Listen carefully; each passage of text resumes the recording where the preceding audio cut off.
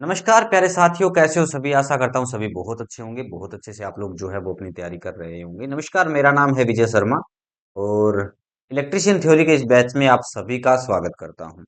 चलिए, आज के इस सेशन में हम लोग जो है वो इलेक्ट्रिशियन थ्योरी के बेसिक एमसीक्यूज जो है वो पढ़ेंगे। मेरे बारे में ज्यादा आपको जानना है तो यहाँ साइड में, अगर आप लोग देखो इस साइड में, सॉरी हाँ, यहाँ इस साइड आपको मेरे बारे में इंफॉर्मेशन जो है वो मिल जाएगी। तो इलेक्ट्रिशियन थ्योरी जो है वो मैं पढ़ाता हूँ और मेरा चैनल है एक जॉब गुरु विजय शर्मा के नाम से। उस चैनल पे मैंने पूरा का पूरा कोर्स जो है वो अपलोड कर रखा है। वीडियोज आप लोगों को वहां पे बहुत सारे मिल जाएंगे। एचएसएससी एएलएम में या कोई भी कंपटीशन का आप एग्जाम दे रहे हो जिसमें इलेक्ट्रिशियन थ्योरी का पोर्शन आपका पूछा जाता है, तो वहां पर आप लोगों को जो है सारे आपके कंसेप्ट जो क्लियर हो जाएंगे। चलिए, पहला क्वेश्चन देख लेते हैं। एमसीक्यू कर रहे हैं, बड़े सिंपल सिंपल से लेके आया हूँ और सिंपल से हम लोग जो है वो हार्ड की तरफ बढ़ेंगे। तो पहला प्यारा सा सिंपल सा क्वेश्चन क्या दे रखा है कि विद्युत धारा जो होती है उसकी इकाई क्या होती है। ठीक है, यानी कि इसने क्या बोला है कि मेरे भाई इलेक्ट्रिक करंट जो होता है उस इलेक्ट्रिक करंट की इकाई क्या होती है। तो आप सभी को पता है कि जो इलेक्ट्रिक करंट होता है या विद्युत धारा जो होती है उसकी यूनिट क्या है। यूनिट है इसकी एम्पियर। क्या, कौन सी यूनिट है भैया? एम्पियर। अगर वोल्ट की बात करूंगा मैं तो ये वोल्टेज, वोल्टेज को हम लोग किस में मेजर करते हैं मेरे भाई? वोल्ट में मेजर करते हैं। और वोल्ट को हम लोग कैसे लिखते हैं? इसे हम लोग वी से डिनोट करते हैं, वी से लिखते हैं। एम्पियर क्या होता है? ये करंट की एसआई यूनिट होती है। एम्पियर क्या चीज होती है? करंट की एसआई यूनिट होती है। इसे हम लोग क्या है, एम्पियर ऐसे लिखोगे आप लोग जब भी लिखते हो तो एम्पियर को लिखते हो, या इसे आप लोग क्या है कैपिटल आई से जो है वो डिनोट करते हो। अब क्या है कि करंट के बारे में थोड़ी सी एक्स्ट्रा इन्फॉर्मेशन जो हम अपने वीडियोस में पढ़ते आए हैं। करंट की एक्स्ट्रा इन्फॉर्मेशन क्या है? अगर परिभाषा देखोगे तो flow of electrons or current. ठीक है, या इसको क्या बोल सकते हो? इलेक्ट्रॉन के प्रवाह को, इलेक्ट्रॉन के प्रवाह को धारा कहते हैं। हम लोग क्या बोलते हैं? इलेक्ट्रॉन के प्रवाह को धारा कहते हैं। इसका मात्रक जो है, इसका मात्रक एम्पियर है। इसका मात्रक क्या होता है मेरे भाई? तो इसका जो मात्रक है वो क्या है? एम्पियर है। क्या मात्रक है इसका? एम्पियर है। इसके अलावा और क्या क्या चीज है? इसे हम लोग जो है वो आई से डिनोट करते हैं। ठीक है। अब क्या है कि करंट क्या चीज होगी, ये इसकी डायरेक्शन भी एक बार पूछ लेता है। तो करंट जो है ये पॉजिटिव टू नेगेटिव चलता है। करंट कहाँ से कहाँ चलता है मेरे भाई? पॉजिटिव टू नेगेटिव चलता है। और ये किसके कारण प्रवाहित होता है? तो ये इलेक्ट्रॉन्स के कारण प्रवाहित होता है। क्या है कि flow of electrons or current, यानी कि इलेक्ट्रॉन जो है वो प्रवाहित होंगे तो उससे क्या होगा? मेरा जो करंट है वो जनरेट होगा। अब करंट के बारे में भी और बहुत सारी इंफॉर्मेशन जो है वो हम लोगों ने डीपली पढ़ रखा है, तो वहां जाके आप लोग जो है इसको देख सकते हो। तीसरा क्या आता है? तीसरा ऑप्शन यहाँ पे ओम दे रखा है। तो ओम किसका मात्रक है मेरे भाई? ओम है रजिस्टेंस का मात्रक। ओम किसका मात्रक है? रेजिस्टेंस का जो है वो मात्रक है। अब रेजिस्टेंस क्या चीज होती है? रेजिस्टेंस होता है जिसे हम लोग बोलते हैं करंट के मार्ग में बाधा। रेजिस्टेंस किसको बोलते हैं हम लोग? करंट के मार्ग में जो बाधा आती है उस बाधा को हम लोग क्या बोलते हैं मेरे भाई? रेजिस्टेंस बोलते हैं। यानी कि करंट के मार्ग में जो बैरियर आएगा, जो करंट को रोकने का काम करेगा, उसे रेजिस्टेंस कहते हैं। इसे हम लोग आर से लिखते हैं, कैपिटल आर से, या इसको हम लोग किस चीज से लिखते हैं जिसका नाम है ओमेगा। ठीक है, ये ओम होता है या ओमेगा होता है, इसको हम लोग क्या बोलते हैं? ओमेगा से लिखते हैं। अब बात करते हैं वाट की। तीसरा ऑप्शन हमारा वाट आ गया। वाट किसका मात्रक है? ये शक्ति का या पावर का मात्रक है। किसका मात्रक है मेरे भाई? शक्ति या पावर। ठीक है, ये शक्ति या पावर का मात्रक है।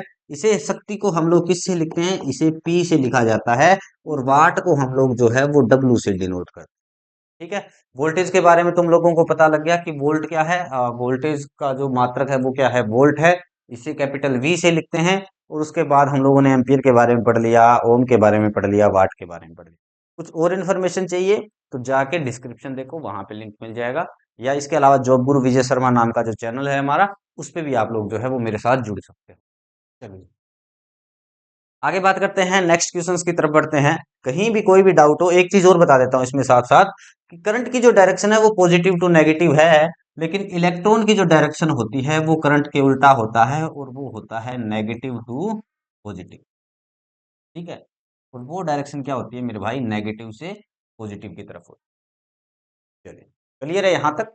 मेरे ख्याल से इस क्वेश्चंस को हम लोगों ने पूरा अच्छे से जो है वो निचोड़ दिया है। अगर फिर भी कोई डाउट रह जाए तो कमेंट कर देना। आगे बात करते हैं, नेक्स्ट क्वेश्चंस की तरफ बढ़ते हैं। दूसरा क्वेश्चंस क्या बोल रहा है, यहाँ इसकी व्याख्या दिखा रखी है कि एम्पियर की जो एसआई यूनिट होती है वो क्या है, करंट की एसआई यूनिट क्या है, एम्पियर है। यह बताता है कि 1 सेकंड में कितने इलेक्ट्रॉन जो है वो प्रवाहित हुए हैं। दूसरा क्वेश्चन दे रखा है कि विभवांतर या पोटेंशियल डिफरेंस, इसे हम लोग क्या बोलते हैं मेरे भाई, इसे हम लोग पीडी भी बोलते हैं। इसे हम लोग क्या बोलते हैं, पीडी बोलते हैं या पोटेंशियल डिफरेंस बोलते हैं। तो ये क्या होता है, तो ये पीडी जो होता है वो क्या होता है, ये भी वोल्टेज का मात्रक है। वोल्टेज किस किस का मात्रक है बता देता हूं तुम्हें। एक तो पीडी यानी कि पोटेंशियल डिफरेंस का जो मात्रक होता है वो भी क्या होता है, वोल्ट होता है। इसके अलावा ईएमएफ का जो मात्रक होता है मेरे भाई, वो भी क्या होता है, वोल्ट होता है। ठीक है, या एक जो है वोल्टेज जो आती है, वोल्टेज का जो मात्रक होता है वो भी क्या आता है, वोल्ट आता है। पोटेंशियल डिफरेंस क्या होता है कि जैसे मान लो कि एक रेजिस्टेंस है, हम लोग क्या है एक सर्किट बनाते हैं, यहाँ पर हम लोगों ने ये एक रेजिस्टेंस बना दिया। अब ये इसके सिरे हैं, ठीक है। तो प्रतिरोध के सिरों पर पैदा होने वाला विभवांतर, यहाँ पर जो डिफरेंस होगा वोल्टेज का वो क्या कहलाएगा, पीडी या पोटेंशियल डिफरेंस कहलाएगा। उसे हम लोग क्या बोलते हैं, विभवांतर बोलते हैं। अब ईएमएफ के बारे में बात कर लेते हैं कि ईएमएफ क्या होता है। तो यहाँ पर सबसे पहले हम लोग पढ़ लेते हैं फुल फॉर्म ऑफ ईएमएफ। अब ईएमएफ की फुल फॉर्म क्या है, तो इसे हम लोग बोलते हैं इलेक्ट्रोमोटिव फोर्स। इसे हम लोग क्या बोलते हैं मेरे भाई, इसे बोला जाता है इलेक्ट्रोमोटिव फोर्स। आ गया समझ में। अब ये जो इलेक्ट्रोमोटिव फोर्स है, ये चीज क्या होता है, इलेक्ट्रो का मतलब हो गया सीधा सा निकाल लो कि ये इलेक्ट्रॉन से मिलके बना है। किस चीज से मिलके बना है, ये इलेक्ट्रॉन से। मोटिव का मतलब क्या है मेरे दोस्त, तो मोटिव जो है वो मोशन, किस चीज से बना हुआ है, ये मोशन से बना हुआ है। और फोर्स को हम लोग क्या बोलते हैं, फोर्स ही बोलते हैं। तो अब इसको अगर तुम लोग ध्यान से पढ़ोगे तो तुम्हें एक चीज समझ आएगी कि इलेक्ट्रॉन को गति करवाने के लिए, मोशन को क्या बोलते हैं, गति बोलते हैं। गति करवाने के लिए जो बल लगाया जाता है उसे हम लोग क्या बोलते हैं, इलेक्ट्रोमोटिव फोर्स बोलते हैं। या उसे हम लोग क्या बोलते हैं मेरे भाई, विद्युत वाहक बल बोलते हैं। क्या बोलते हैं, विद्युत वाहक बल बोला जाता है। ठीक है, तो उसे हम लोग क्या बोलते हैं मेरे भाई, विद्युत वाहक बल बोलते हैं या इलेक्ट्रोमोटिव फोर्स बोलते हैं। कुलाम क्या चीज है, तो कुलाम जो है वो चार्ज का मात्रक है। चार्ज यानी कि चार्ज बोल लो या आवेश बोल लो, ठीक है। आवेश का मात्रक जो होता है वो क्या होता है मेरे भाई, गुलाम होता है। अब इसको और तरीके से समझने के लिए अगर तुम लोग गुलाम को समझना चाहोगे तो गुलाम क्या चीज होती है, देखो दो प्रकार के आवेश होते हैं, एक पॉजिटिव चार्ज होता है, एक नेगेटिव चार्ज होता है। तो गुलाम नामक वैज्ञानिक ने एक नियम दिया था। अब Q इक्वल टू क्या होता है, Q equal to I into T होता है। अगर तुम लोगों से कभी भी पूछ ले कि चार्ज निकालना है तुम्हें, और तुम्हें जो है वो 5 एम्पीयर का करंट दे दिया, और वो 2 सेकंड तक किसी सर्किट में से फ्लो कर रहा है, तो उस टाइम पे तुम्हारा जो चार्ज है वो कितना होगा, तो Q इक्वल टू आई होता है। और आई किसको बोलते हैं मेरे भाई, आई का मतलब है करंट और टी का मतलब क्या होता है, समय। तो ये कुलाम का जो नियम है लगाने के दो तीन फॉर्मूले होते हैं। एक होता है Q equal to I T, एक होता है Q equal to N E, और एक होता है Q equal to C V. ठीक है, ये तीन फॉर्मूले होते हैं। पूरा एक्सप्लेनेशन तुम लोगों को पढ़ना है तो बता दिया मैंने, जाओ चैनल पे जाके तुम लोग इस पूरे चैप्टर को पढ़ सकते हो। ठीक है, ओम के बारे में पहले डिस्कशन कर चुके हैं, वाट के बारे में पहले डिस्कशन कर चुके हैं। अब वाट के बारे में थोड़ा सा एक्स्ट्रा इन्फॉर्मेशन जो है वो दे देता हूं। देखो वाट जो होता है, शक्ति के तीन फॉर्मूले होते हैं। शक्ति के एसी में अलग फॉर्मूले लगते हैं, डीसी में अलग लगता है। अगर एसी में शक्ति निकालने के लिए बोल दे तो वी आई कोस फाई लगाते हैं। ठीक है, क्या लगाते हैं, V I cos phi. Cos phi यहाँ पे क्या होता है, तो कोस फाई होता है मेरे भाई पावर फैक्टर। ठीक है, कोस फाई क्या होता है, पावर फैक्टर होता है। डीसी में पावर फैक्टर का मान 1 होता है, यहाँ पर एसी में क्या होता है, वो चेंज होता रहता है। बी का मतलब वोल्टेज हो गया, आई का मतलब क्या हो गया, करंट हो गया। अब बात करें अगर आप डीसी के अंदर, तो डीसी में क्या होता है, पी बराबर क्या होता है इसके, भी क्या है, तीन फॉर्मूला है। और ये तीन फॉर्मूला है, पी बराबर वी गुणा में आई। दूसरा होता है पी बराबर आई स्क्र आर। दूसरा फॉर्मूला क्या है मेरे भाई, तो दूसरा फॉर्मूला है पी बराबर आई स्क्र आर। और तीसरा फॉर्मूला है पी बराबर वी स्क्र बटे में आर। ये तीन फॉर्मूले हैं, तीनों फॉर्मूलों से हम लोग क्या है, न्यूमेरिकल को सोल्व करते हैं। ठीक है, तो पूरे सवाल का, पूरे ऑप्शंस टाइप क्वेश्चंस का पोस्टमार्टम आज के इस वीडियो में मैं कर रहा हूं। मेरे ख्याल से तुम्हें ये वीडियो जो है वो बेहद पसंद आने वाला है। अगर मान लो कि तुम्हें बेहद पसंद आ ही गया, और तुम चाहते हो कि यार इस मास्टर के साथ तो हमें जुड़ना चाहिए, तो भैया सब्सक्राइब कर लो चैनल को। वीडियो लाइक करना, लाइक करोगे तो ज्यादा लोगों तक जाएगा। अगर वीडियो लाइक नहीं करते हो तो फिर दोबारा ऐसी सीरीज में नहीं बनाने की कोशिश करता, क्योंकि जब व्यूज ही 10 बार आने हैं तो क्यों मेहनत करनी है। बंदा मेहनत भी तो वही करता है ना जहां उसको ऐसा लगता है कि यार यहाँ कुछ काम करने से फायदा होगा। अगर तुम लोगों ने वीडियो लाइक नहीं किया, तो ये मेरी सिंपल सी बात बता रहा हूँ, शेयर नहीं किया या कुछ नहीं किया, तो फ्री सेशन जो है उसकी लास्ट सीरीज और पहली सीरीज में मान लूंगा। इतनी मेहनत के साथ जो है तुम लोगों के लिए वीडियो बना रहा हूँ, तो मैं चाहूंगा कि भैया लाइक जरूर कर देना, वीडियो शेयर कर देना जितने भी इलेक्ट्रिशियन के ग्रुप है। ठीक है, ज्यादा लोग अगर जुड़ते हैं, मैं इस वीडियो का जो है एनालिसिस करूंगा, उसको देखूंगा जाके कि इस वीडियो से मुझे कितने सब्सक्राइबर मिले हैं, कितना ये मेरा वीडियो वायरल हुआ है। जितना ज्यादा वीडियो वायरल होगा, गारंटी से बता रहा हूँ, 100+ लेक्चर जो है वो तुम्हें फ्री ऑफ कॉस्ट दूंगा। अगर वीडियो ये मेरा बहुत सारे आईटीआई के बच्चों तक पहुंचता है, एएलएम की तैयारी कर रहे हो या किसी भी कंपटीशन के एग्जाम की तैयारी कर रहे हो, 100+ इलेक्ट्रिशियन थ्योरी का सिलेबस जो है वो तुम लोगों को फ्री दूंगा। ये मेरी गारंटी है। और डेली लाइव क्लास, ये नहीं है कि गुरुजी कोई रिकॉर्डेड क्लास डाल दोगे, ना भैया, लाइव पढ़ाऊंगा और यूट्यूब के ऊपर पढ़ाऊंगा। बस शर्त इतनी सी है कि जितने भी ग्रुप हैं सब ग्रुपों में इस वीडियो को शेयर करो। ठीक है, चलो आगे बात करते हैं। तीसरा, रेजिस्टेंस की इकाई क्या है? तो रेजिस्टेंस की इकाई हम लोगों ने जो है वो अभी पढ़ी थी कि प्रतिरोध होता है ओम। ओम इसका जो है वो मात्रक होता है, इसे हम लोग क्या है, ओमेगा से लिखते हैं। ये इसका क्या होता है, सिंबल होता है। चलिए इसके बारे में एक्स्ट्रा जो ऑप्शंस दे रखे हैं, ऑप्शंस के आधार पे भी हम लोग जो है वो आगे बढ़ते हैं।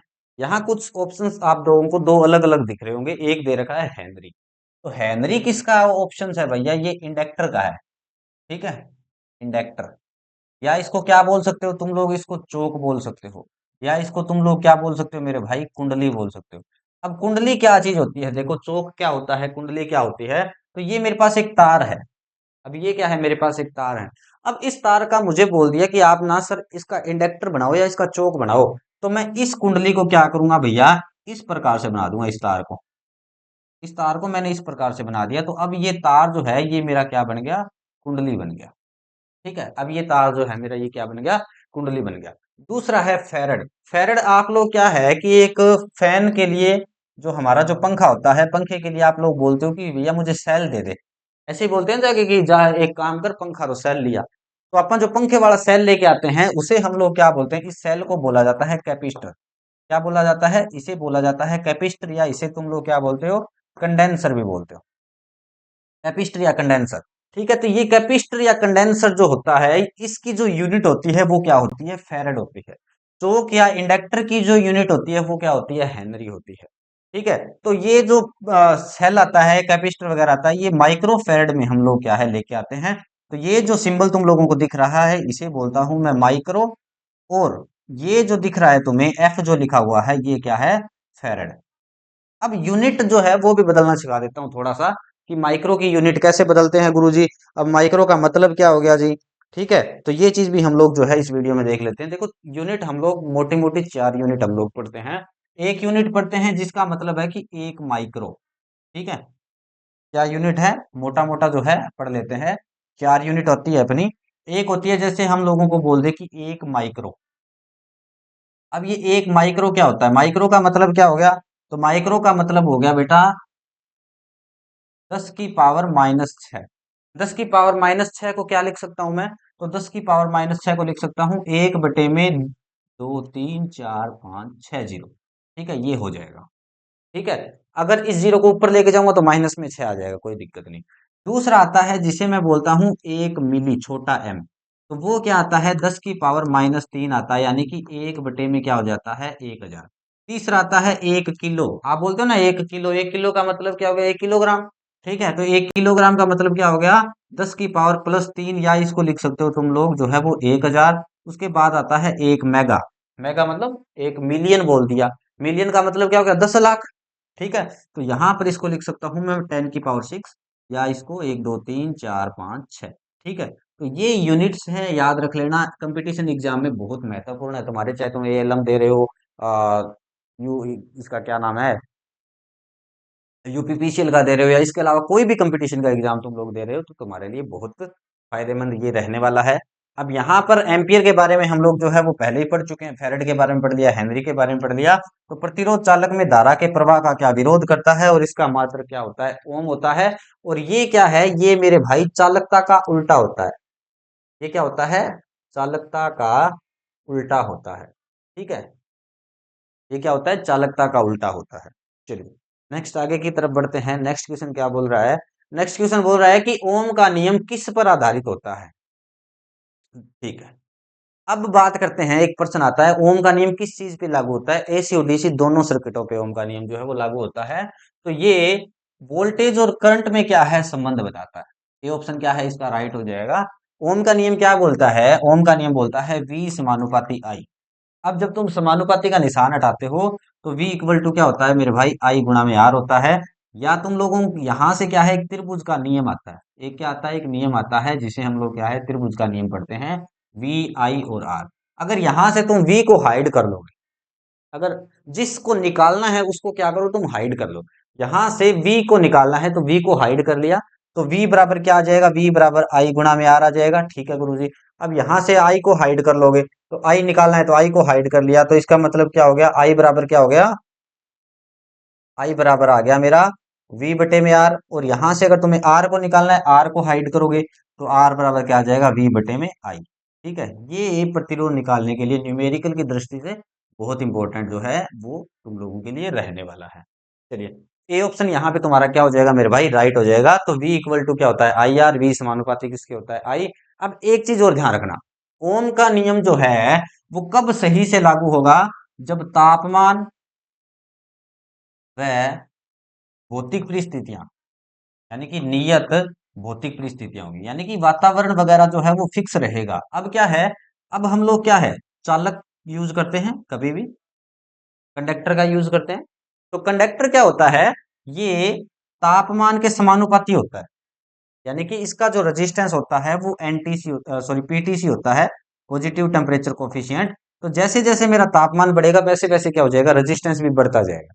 ठीक है, इसके लिए क्या है, ये जो तापमान और नियत भौतिक परिस्थिति ये जो नाम आया ना, ये इसीलिए है। क्यों क्यों, कारण क्या है, कारण ये है कि अगर तापमान बढ़ जाएगा तो भैया रेजिस्टेंस बढ़ जाएगा।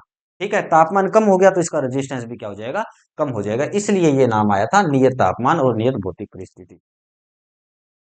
चलो नेक्स्ट आगे बात करते हैं कि पावर की एसआई यूनिट क्या है, पावर की एसआई इकाई क्या है। तो पावर की एसआई इकाई यहाँ पे क्या है, पावर की तो वाट है भैया, हम लोगों ने पढ़ी है। ठीक है, पावर की यूनिट क्या है, वाट है।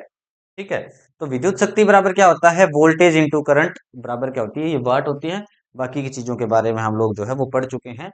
अब तुम मुझे बताओगे कि जूल किसकी यूनिट है, और जूल को हम लोग कहाँ पे यूज करते हैं। तुम लोगों के कमेंट सेक्शन में ये मैं जो है वो पूछना चाहूंगा कि जूल जो है वो किसकी यूनिट है, कहाँ पर हम लोग जो है इसका यूज करते हैं। ये आप लोग मुझे कमेंट सेक्शन में बताओगे। चलिए नेक्स्ट क्वेश्चन क्या दे रखा है मेरे भाई, नेक्स्ट क्वेश्चन दे रखा है कि एक यूनिट बिजली बराबर कितनी होती है। अब एक यूनिट का मतलब होता है किलोवाट घंटा। एक यूनिट का मतलब क्या होता है, एक यूनिट का मतलब है किलोवाट घंटा। अगर एक किलोवाट घंटा है, इसका मतलब है भैया वो एक यूनिट है। ठीक है, एक किलो का मतलब क्या हो गया मेरे भाई, 1000। और वाट आवर, HOUR बराबर क्या हो जाएगा, एक यूनिट हो जाएगा कि नहीं हो जाएगा। अभी हम लोगों ने निकाला था ना कि के को कैसे बदलते हैं। तो यहां पर तुम लोग जो है वो ऑप्शन देखो, बताओ मुझे। तो यहां पर 100 वाट घंटा है, नहीं है गुरुजी। 1 किलोवाट घंटा है जी, 1 किलोवाट घंटा यहाँ लिखा है हम लोगों ने, 1 किलोवाट घंटा। जी बिल्कुल गुरुजी, ये हो जाएगा 1 किलोवाट घंटा। 100 किलोवाट घंटा होगा, नहीं होगा गुरुजी। 1000 जूल होगा, नहीं होगा जी।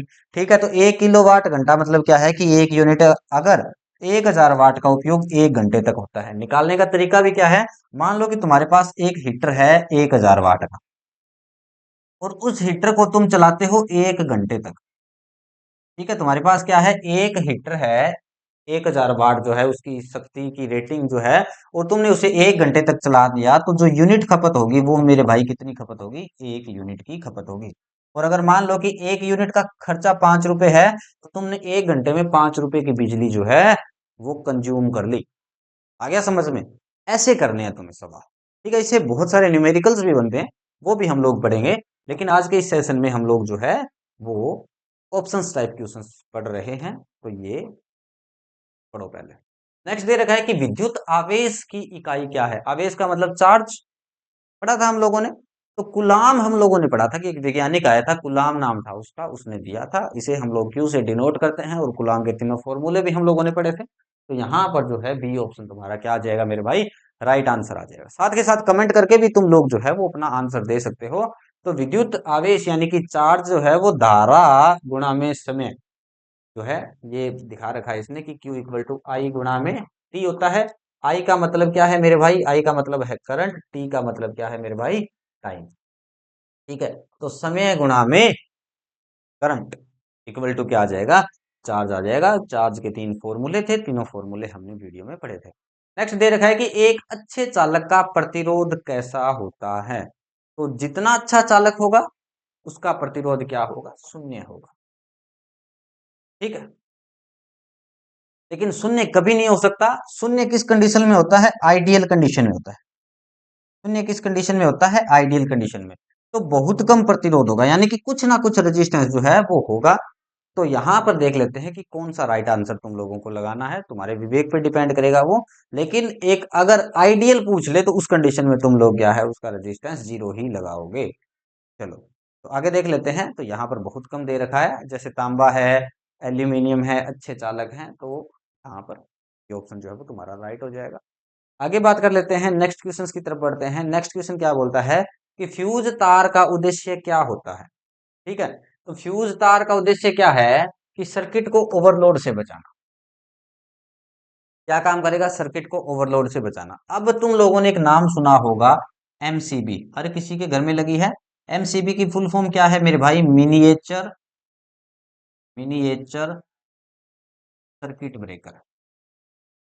ठीक है, एमसीबी की फुल फॉर्म क्या है, मिनिएचर सर्किट ब्रेकर है। ठीक है, इसे हम लोग क्या बोलते हैं, मिनिएचर सर्किट ब्रेकर बोलते हैं, एमसीबी बोलते हैं।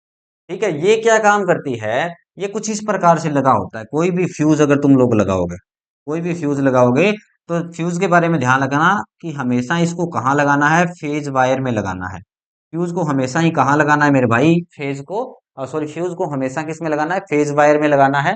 ठीक है, गुरुजी लगा दिया, फेज वायर में लगेगा कैसे, दो तार जा रहे होते हैं, एक न्यूट्रल तार जा रहा होता है, एक फेज तार जा रहा होता है। यहाँ पर मैंने फ्यूज लगा दिया, यहाँ पर फ्यूज का ये निकाल दिया, तो ये फेज न्यूट्रल वायर जा रहा है, ये फेज वायर जा रहा है। तो हमेशा ही फ्यूज कहाँ लगेगा, फेज वायर के श्रेणी क्रम में लगेगा। कहाँ लगेगा, फेज वायर के श्रेणी क्रम में। अब इस फ्यूज का काम क्या होता है, एक तो ये बता दिया कि जी ये ओवरलोड हो जाएगा, उस कंडीशन में सर्किट को क्या कर देगा, ब्रेक कर देगा। दूसरा क्या आता है, ओवर करंट में भी ये प्रोटेक्ट करता है। ओवर करंट में भी ये क्या करता है मेरे भाई, प्रोटेक्ट करता है। जब करंट का मान ज्यादा हो जाता है, यहाँ पर हिंदी मीडियम वाले बच्चों ने आईटीआई में एक नाम पढ़ा होगा जिसे आप लोग पढ़ते हो, अति धारा। ठीक है, तो अति धारा से बचाव करता है, यानी कि ये ओवर करंट से बचाव करने का क्या करता है, काम करता है। आशा करता हूं कि वीडियो पसंद आ रहा होगा। तो फ्यूज अधिक धारा आने पर क्या हो जाता है, पिघल जाता है, और सर्किट को क्या करता है, बचाता है।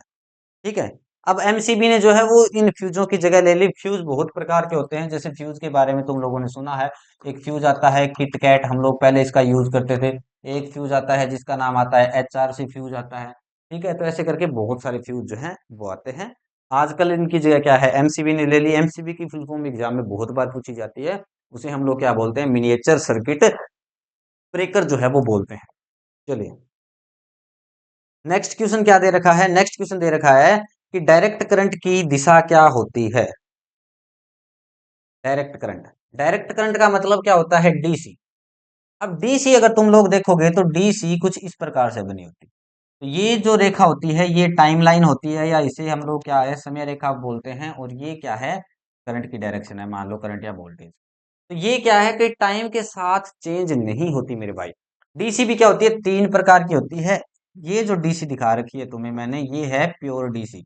इस डीसी को हम लोग क्या बोलते हैं मेरे भाई, प्योर डीसी बोलते हैं। दूसरी डीसी आती है जिसे हम लोग क्या है, कुछ इस प्रकार की ये डीसी आती है। और तीसरी जो डीसी आती है वो कुछ इस प्रकार की आती है। ठीक है, तो डीसी कभी भी क्या है, नेगेटिव डायरेक्शन में नहीं जाएगी। ये तीन भाग होते हैं, प्योर डीसी, पल्सेटिंग डीसी, या वेरिएंग डीसी। ये तीन प्रकार की जो है वो डीसी आती है। तो इसमें क्या होता है, यह धारा, परिभाषा क्या लिखोगे, यह धारा समय के साथ स्थिर रहती है। समय के साथ स्थिर रहती है, वह दिशा का भी परिवर्तन नहीं होता। दिशा भी स्थिर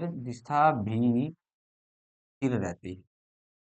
या इसकी परिभाषा ऐसे लिख सकते हो कि वह धारा जिसमें करंट तथा डायरेक्शन दोनों क्या रहेगी, सेम रहेगी, चेंज नहीं होगी, वो डीसी धारा कहलाएगी। तो एक ही दिशा में क्या रहेगी, स्थिर रहेगी। डीसी केवल एक दिशा में प्रवाहित होती है, जबकि एसी क्या रहती है, बदलती रहती है। ये साइन वेव करती रहती है, ठीक है। स्क्वायर वेव है, साइन वेव है, शॉर्टूथ वेव है, तीन प्रकार की होती है। एसी का भी कोई क्वेश्चन आता है तो उसमें हम लोग जो है जरूर पढ़े। चलिए यहाँ पर नेक्स्ट दे रखा है कि विद्युत बल्ब में टंगस्टन का तार क्यों प्रयोग किया जाता है भाई। ठीक है, हम लोग पढ़ते हैं कि जो बल्ब होता है वो टंगस्टन का होता है, लेकिन टंगस्टन का ही क्यों यूज करते हैं, क्यों करते हैं मेरे भाई। इसका जो गलनांक होता है वो क्या होता है, उच्च होता है। गलनांक उच्च का मतलब क्या होता है कि ये तापमान पे जल्दी से गलता नहीं है। कितने डिग्री सेंटीग्रेड पे, तो टंगस्टन जो है वो 3400 डिग्री सेंटीग्रेड पर पिघलता है। इसलिए बल्ब के फिलामेंट में हम लोग क्या है इसका यूज करते हैं। जिसका गलनांक कम होगा वो थोड़े से तापमान पे पिघल जाएगा, लेकिन वहां पर हमें क्या है, प्रकाश कब देगा। देखो एक चीज बताओ, विद्युत धारा को, विद्युत धारा किस में परिवर्तन होगी, उष्मा ऊर्जा में परिवर्तन होगी। ठीक है, और उष्मा अगर बहुत ज्यादा उष्मा हो जाए तो वो बाद में क्या बन जाती है मेरे भाई, प्रकाश बन जाती है। अगर बहुत ज्यादा, हीटर का तुम लोगों ने देखा होगा, तो ये क्या है कि 3400 डिग्री सेल्सियस तापमान जो है वो बहुत ज्यादा हो जाए, हमारे 100 डिग्री सेल्सियस बुखार, 100 डिग्री फारेनहाइट बुखार आती है। सेल्सियस में देखोगे तो बहुत कम है वो। तो वहीं पर अगर जाके तुम लोग जो है वो 3400 डिग्री सेल्सियस की बात करोगे तो टेम्परेचर बहुत ज्यादा हो जाएगा, बहुत ज्यादा टेम्परेचर। इस कंडीशन में क्या है, गलनांक उच्च होना चाहिए, इसलिए हम लोग क्या है टंगस्टन के तार का यूज करते हैं। चलिए नेक्स्ट क्वेश्चन क्या दे रखा है, नेक्स्ट क्वेश्चन दे रखा है कि परिपथ में धारा मापने का यंत्र कौन सा होता है। वोल्टमीटर किसको मापता है, वोल्टमीटर मापता है वोल्टेज को। किसको मापता है मेरे भाई, वोल्टेज को। और ये समांतर क्रम में लगता है, किसी भी सर्किट में कहाँ लगता है, ये समांतर क्रम में लगता है। एमीटर कहाँ पे लगता है मेरे भाई, एमीटर जो होता है वो क्या है, करंट को मापता है। एमीटर किस चीज को मापता है, करंट को मापता है, करंट मापता है। वह श्रेणी क्रम में लगा होता है, कहाँ लगा होता है, ये श्रेणी क्रम में। यहाँ से क्वेश्चन जो है वो पूछा जाता है, एमीटर कहाँ लगाता है, वोल्ट मीटर कहाँ लगाता है। वाट मीटर कैसे लगता है, वाट मीटर में क्या होती है, दो कॉइल होती है, एक सीसी कॉइल होती है और एक पीसी कॉइल होती है। ठीक है, पीसी का कोयल कहाँ लगती है, सीसी कोयल कहाँ लगती है। तो ध्यान रखना, सीसी का मतलब होता है, इसे हम लोग बोलते हैं करंट कोयल। कौन सी कोयल बोलते हैं, इसे करंट कोयल बोलते हैं। इसे हम लोग क्या है, प्रेशर कोयल या पोटेंशियल कोयल बोलते हैं। क्या बोलते हैं, पोटेंशियल कोयल बोला जाता है। ठीक है, ये कुछ इस प्रकार से लगा होता है। ठीक है, दोनों तारों में। ये वाट मीटर का एक चित्र है। वाट मीटर जब हम लोग पढ़ेंगे तो उसको बहुत अच्छे से समझाऊंगा। आगे आ गया ओमीटर। ओमीटर किसको मापता है मेरे भाई, तो ये रजिस्टेंस को मापता है। ये किसको मापता है, रजिस्टेंस को मापता है। और आजकल हम लोग जो है एक चीज का यूज करते हैं जिसे हम लोग बोलते हैं मल्टीमीटर। तो मल्टीमीटर जो है वो इन सारी चीजों को ही माप देता है। मल्टीमीटर क्या करता है, इन सारी चीजों को ही मेजर कर देता है। ठीक है, चलिए तो यहाँ पर एमीटर जो होता है वो सर्किट में प्रवाहित धारा की मात्रा को मापता है। चलिए, अगर धारा की मात्रा का नाम आ जाए तो वो चार्ज होता है यार। नेक्स्ट क्वेश्चन दे रखा है कि वोल्टमीटर को सर्किट में कैसे जोड़ा जाता है। अभी बताया मैंने कि इसको क्या है, पैरेलल में जोड़ा जाता है। तो वोल्टमीटर हमेशा क्या है, समांतर क्रम में जोड़ा जाता है ताकि वह वोल्टेज को माप सके। तो यहाँ पे तुम्हारा जो राइट आंसर है वो क्या आ जाएगा, बी ऑप्शन यहाँ पे राइट आंसर आ जाएगा। चलो नेक्स्ट क्वेश्चन क्या दे रखा है, नेक्स्ट क्वेश्चन दे रखा है कि एमीटर को सर्किट में कैसे जोड़ा जाता है। अभी बताया था एमीटर को हम लोग कैसे जोड़ते हैं, श्रेणी क्रम में जोड़ते हैं। और धारा को मापने के लिए एमीटर को सीरीज में जोड़ा जाता है। चलिए नेक्स्ट क्वेश्चन क्या दे रखा है, नेक्स्ट क्वेश्चन दे रखा है मेरे भाई कि यदि 3 एम्पियर और 4 ओम का प्रतिरोध है तो वोल्टेज कितना होगा। तो एक फॉर्मूला मैंने तुम लोगों को बताया था, फॉर्मूला क्या था, तो V समानुपाती I, या V बराबर I गुणा में R, या V, सॉरी V से नहीं करेंगे। अब हम लोगों को क्या है, ये निकालने हैं ना तीनों के तीनों चीजें। तो I बराबर क्या होता है, V बटे में R, या R बराबर क्या होता है, V बटे में I। अब ये 5 फॉर्मूले हैं, 4 फॉर्मूले हैं भैया, याद कर लो इनको, जितना अच्छे से याद कर सकते हो याद कर लो। ठीक है, अब इसने क्या दे दिया, यहाँ पर तुम्हें आई का मान दे दिया, मान लो कि 3 एम्पियर। अब इसने क्या है, तुम्हें 4 ओम का रेजिस्टेंस भी दे दिया, तो आर दे दिया इसने भैया 4 ओम का। इसने वी पूछ लिया, तो यहाँ पर देखो कौन सा फॉर्मूला लगाओगे, ये लगाओगे। तो V बराबर I गुणा में R होता है। I का मान कितना है, 3 है गुरुजी, R का 4 है, तो 4 3 12। तो यहाँ पर वोल्टेज का मान कितना आ जाएगा तुम्हारा, 12 वोल्ट आ जाएगा। तो यहाँ पर ये जो वाला जो आंसर है तुम्हारा सही हो जाएगा।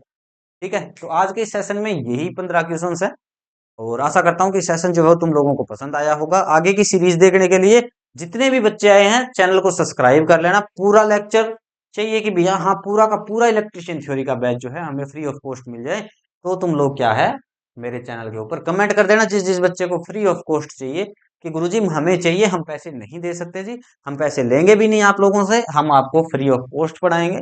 ठीक है, और जितने ज्यादा बच्चे जुड़ेंगे, अगर 2 4 5 बच्चे लाइव आते हैं या जुड़ते हैं तो भाई सिंपल सी बात है नहीं पढ़ाऊंगा, इलेक्ट्रिशियन थ्योरी पढ़ा दूंगा पूरी की पूरी। गवर्नमेंट कॉलेज में इलेक्ट्रिशियन इंस्ट्रक्टर हूं मैं, तो जो चीजें हैं तुम लोगों के लिए फ्री एजुकेशन का ये सिस्टम मैंने रखा है कि आपकी जितनी भी भर्ती वगैरह आती है तो आपके लिए टाइम निकाल के आपको एक सेशन दिया जाए। ठीक है, आशा करता हूँ कि सेशन तुम लोगों को पसंद आएगा। वीडियो अगर पसंद आया है तो अपने दोस्तों के साथ शेयर कर देना। जितने भी ग्रुप हैं, जितना ज्यादा शेयर करोगे, जितने ज्यादा बच्चे जुड़ेंगे, उतना ज्यादा पढ़ाऊंगा और उतना अच्छे से पढ़ाऊंगा। आशा करता हूँ कि सेशन पसंद आएगा, पसंद आया है तो अपने दोस्तों के साथ शेयर कर देना। जय हिंद, जय भारत।